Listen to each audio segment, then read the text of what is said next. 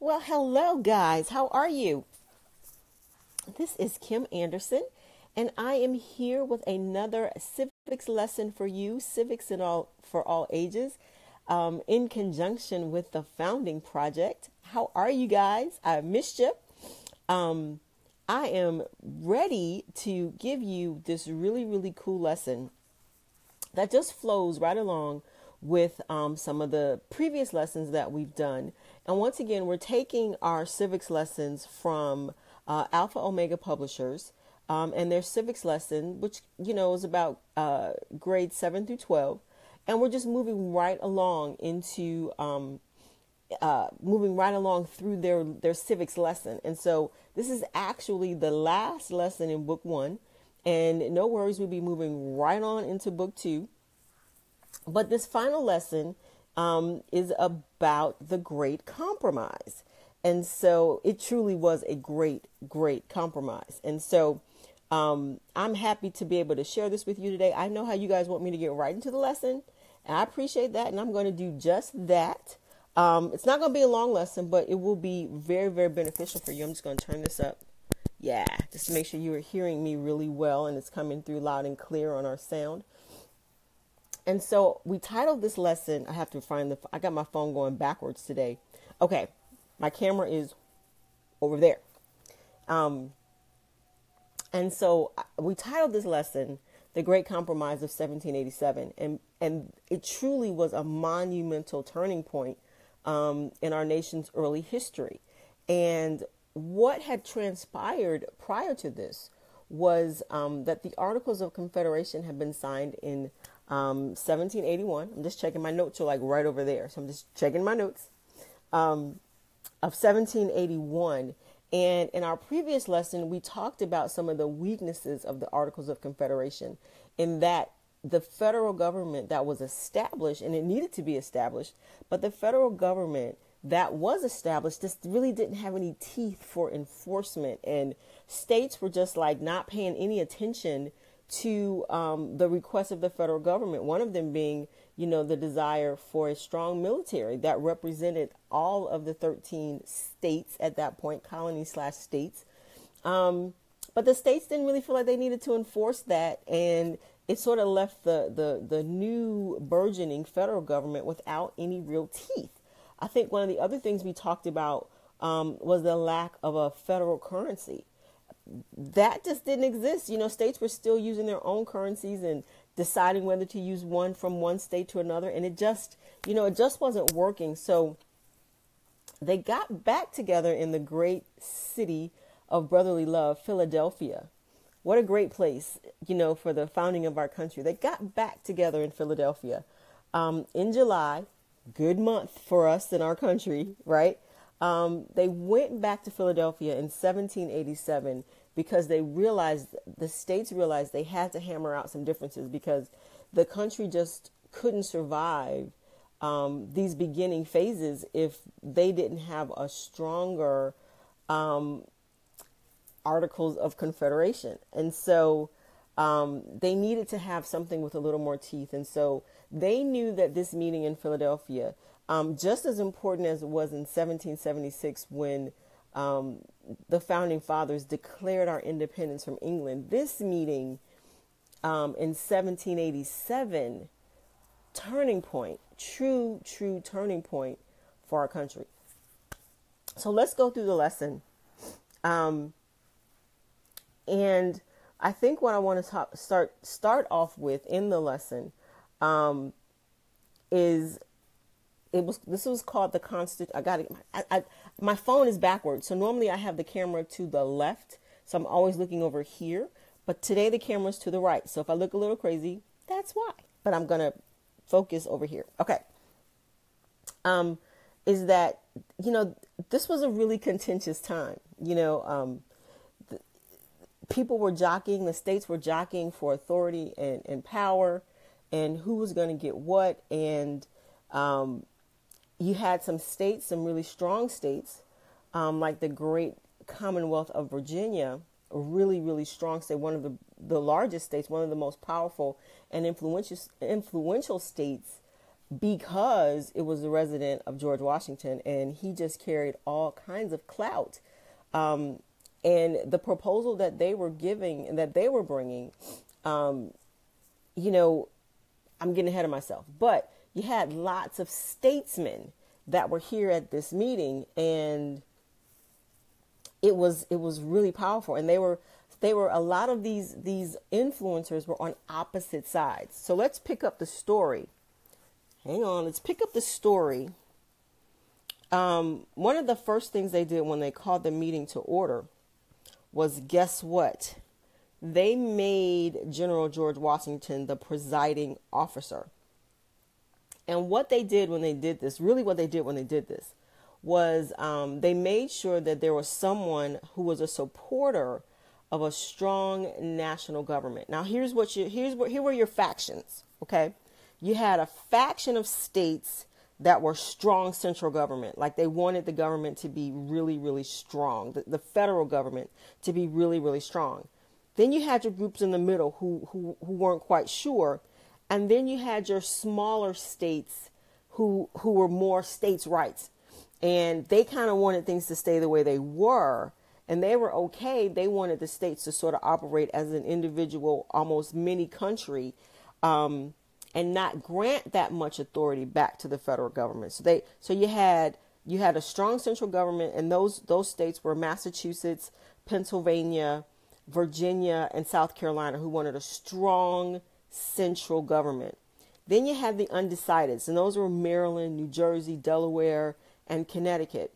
And the remaining states, you could call them the small state brigade, but they were like, New York, New Jersey, New Hampshire. They were like, no, we want the states' rights to stay just like they are.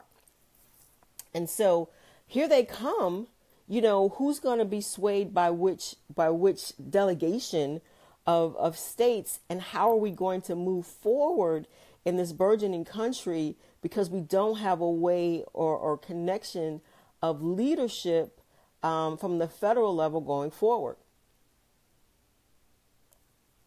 But the first thing they did was name General George Washington the presiding officer. And why did they do that? Because he was respected by everyone on both sides. Who wouldn't respect George Washington? Hello? Like, he's the Revolutionary War hero. He's the guy, right? Like, whatever side George is on, like, it's pretty much going to be the right side. You know what I'm saying? Like, everybody who didn't respect the general. So that was a smart move to make him the presiding officer, because, if you've heard or read about his personality, he didn't appear to be a humble man, not someone that flaunted his power and authority and his influence very lightly. Like he really took the responsibility, graciously, of the power and the authority and the influence that he had been given. And so what an amazing move to make him the presiding officer of the Constitutional Convention. And I wonder if it had been someone else, would we have ever gotten this great compromise, because he was so respected on all sides and all factions. And so we had a couple of plans that got presented. And I want to say that one of the things I want to say that the lesson mentioned is that these meetings in Philadelphia were actually done in secret, because they did not want, I guess, if you could imagine, they didn't want the news crews, overhearing the debates and the conversations, and they didn't want the things to get out that they were discussing, because these were some serious issues. And so they were done in secret. Like they had guards in front of the doors to make sure that no one could come in once they went in these chambers, so it was really, they were really taking, and I think feeling the weight of what was at stake here. Like, are we going to actually have a country that moves forward, or are we going to flounder and just be a group of states that are on the same landmass, right? So a couple of states, a couple of the factions presented a couple of different plans to the body. And one of them was called the Virginia Plan. And the smaller states looked at the Virginia Plan. They called it King Stork. They called it the big state plan. because it seemed to benefit the larger states. And so here was the Virginia plan. Now, remind you, this is to establish the federal government. I'm just getting over a cold, so I'm like crazy thirsty. Hold on, I'm so sorry. Okay, so here was the Virginia plan.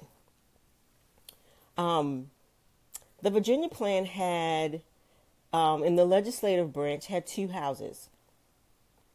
Representation was based on population. Okay. That would be the lower house. And then the upper house was chosen by the lower house. And the legislative branch had veto power. All right. They also created a judicial branch that had veto power over the legislative branch. And they had an executive branch that had veto power. Once again, they're using the checks and balances. The executive branch would serve a single term. And the Virginia plan also had an amendment to this Confederation document, which would come to be known, of course, as the Constitution. Not a small thing, but it had an amendment provision in it. Okay, so we have two houses. An upper, a lower. The lower based on population. The upper would be chosen by the lower, which is an interesting sort of twist. And once again, the legislative would have veto power. A single-term executive branch with veto power, judicial branch with veto power, and amendments to be made to this upcoming created Constitution. Okay? So that was the Virginia plan. And the small states were like, okay, here's our plan. So they all had the New Jersey plan. And so William Patterson of the great state of New Jersey presented the small state plan. And here's what they presented. Oh, I'm so thirsty once I start talking. I'm so sorry. Okay. The New Jersey plan. They wanted one house. Just one house. Can you imagine that? Just one house. With the representatives, though, being chosen by the state legislatures. Interesting twist. They thought that the executive could hold multiple terms, but they wanted the executive chosen by Congress. They wanted that one house to be able to choose who would be the executive. Interesting twist. They also wanted a judiciary. They wanted it to be a national judiciary with rulings binding on all state courts. Once again, another very interesting twist. And so they put these two plans together, and I'm so grateful because think about it now, how our legislature is like, they're so polarized that they would not have had the wisdom or the fortitude to look at both plans and to see what could be agreed to on both plans, as opposed to just throwing both plans out, which is like kind of how we are now. They just don't even want, one side doesn't want to consider the other side. But here you have these states, and they actually looked at these plans and said, what would work, what won't work? Let's see what we can put together. And what they put together was called, dun, dun, dun, dun, the Great Compromise. And it was also called the Connecticut Compromise. I'm guessing that there were some people from Connecticut that hammered this thing out with the big states and the little states. Because as it was, and I think what they wanted it to be unanimous. Because once both plans were presented, you had seven states that favored the Virginia plan and 6 that preferred the New Jersey plan. You could pretty much go right down the line and see which states, the big states like the Virginia plan, the small states like the New Jersey plan.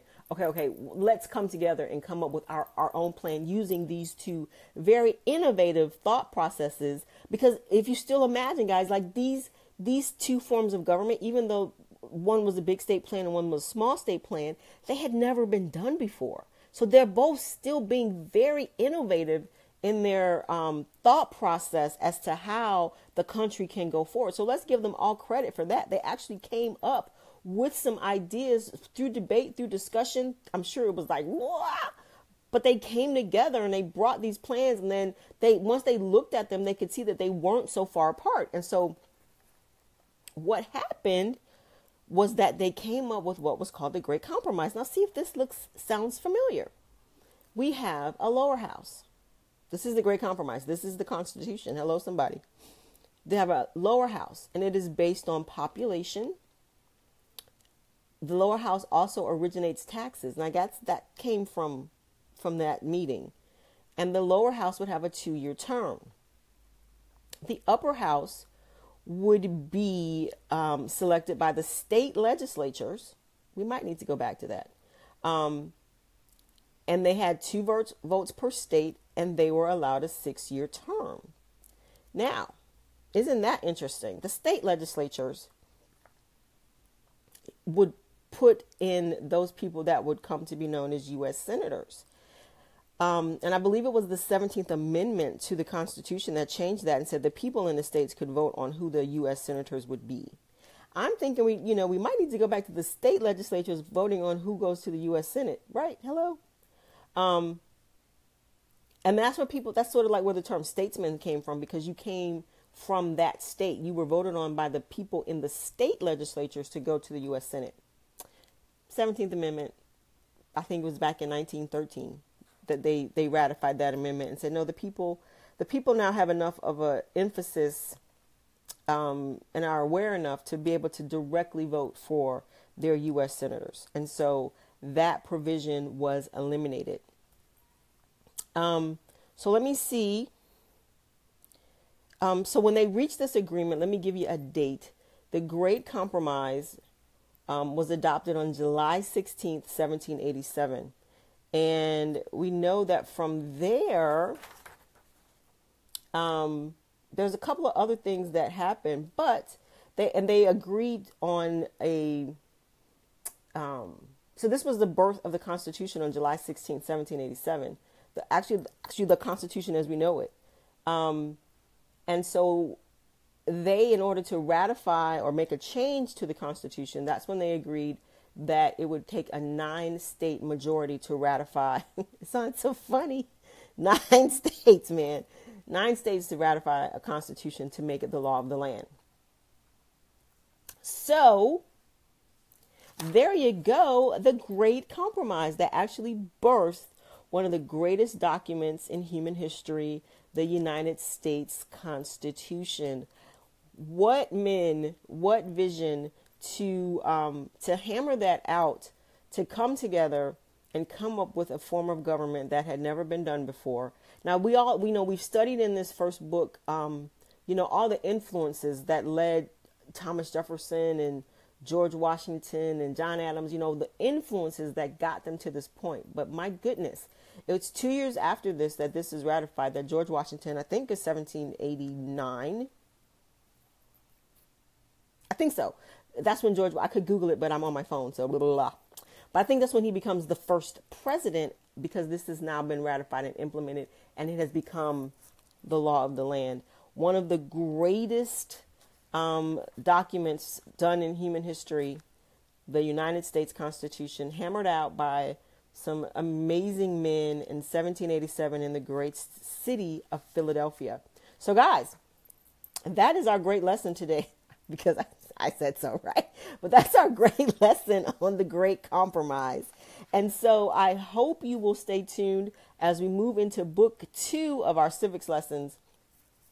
And I'm just really, really thrilled and pleased to be a part of just spreading civics, this message across our great land and our great country. Join and lock arms in partnership with the Founding Project. Follow their page on Facebook.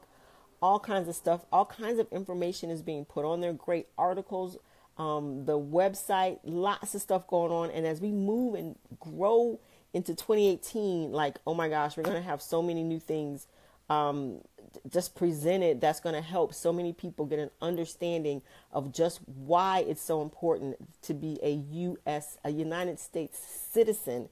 And when we learn civics, we take such pride in being a citizen of this country. And so remember to send your caps. I've got a Houston Astros cap coming so I can rep the world champs whenever you guys are seeing this. But yes, send them to me. Let us know so we can give you shout outs for your Kim and all caps, because you know I love baseball caps. It doesn't have to be baseball. It can be football. It can be college. It can be whatever. I just love baseball caps. So there's that. So guys, I hope you enjoyed this lesson on the Great Compromise. We will be starting book 2 in our next video lesson. So stay tuned for that. If I had it with me right now, I'd tell you some of the lessons that are coming up, but I think you're truly, truly going to enjoy it as we start to move forward. We went through sort of the history of how the country began, but now we're going to start to see some things that are familiar to us, like, you know, like really familiar, like we can put our hands on it, like we end book 1 with the Great Compromise, which became the Constitution. And now we're going to see that document being implemented in the years moving forward. So I'm really excited about where we're going. Join us, the Founding Project. This is Kim Anderson signing off. God bless you guys. I'll talk to you soon. See ya.